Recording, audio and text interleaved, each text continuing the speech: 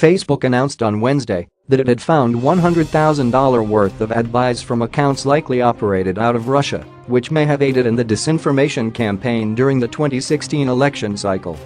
The company said the ads promoted divisive political messaging on subjects like gay marriage, immigration, race and gun rights instead of specifically targeting candidates.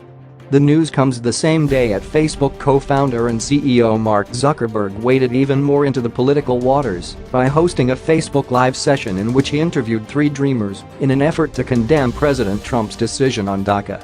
To offer the American dream to people and then take it away and punish them for trusting the government is one of the most troubling things I've seen in a long time in our country, Zuckerberg said. Zuckerberg had previously been one of the business leaders to call on Trump to keep DACA in place, which he didn't. Now Zuckerberg and other leaders will have to turn to Congress for a fix, while lawmakers may also be looking to Facebook for answers on Russian meddling. On Wednesday, the dominant social media network said that the $100,000 the company received bought 3,000 Facebook ads for 470 inauthentic accounts and pages. Our analysis suggests these accounts and pages were affiliated with one another and likely operated out of Russia, the company said in a blog post. The post was written by its chief security officer and said that it was cooperating with federal inquiries into influence operations during the presidential election. The accounts or pages that were found had violated Facebook policies and were shut down, according to Facebook Chief Security Officer Alex Stamos.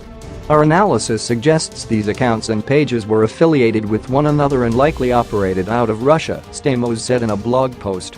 Most of the ads run by the accounts didn't directly reference the U.S. presidential election, voting, or particular candidates, but instead appeared focused on amplifying divisive social and political messages across the ideological spectrum, according to Stamos.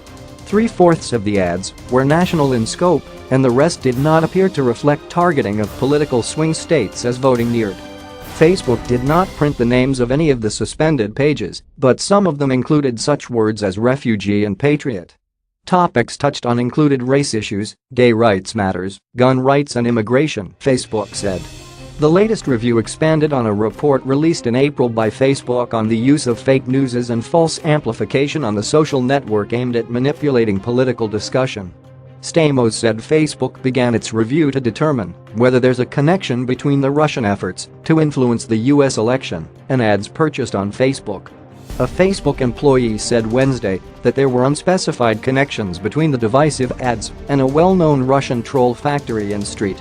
Petersburg that publishes comments on social media. Facebook also reported finding that approximately $50,000 in potentially politically related ad spending on some 2,200 ads from accounts with US IP addresses, but with the language set to Russian, which did not appear to violate any policy or law. In comparison, a report by ad market specialty firm Borrell Associates indicated that more than $1.4 billion was spent on online advertising for spending on local, state and national political campaigns during the 2016 election cycle in the U.S.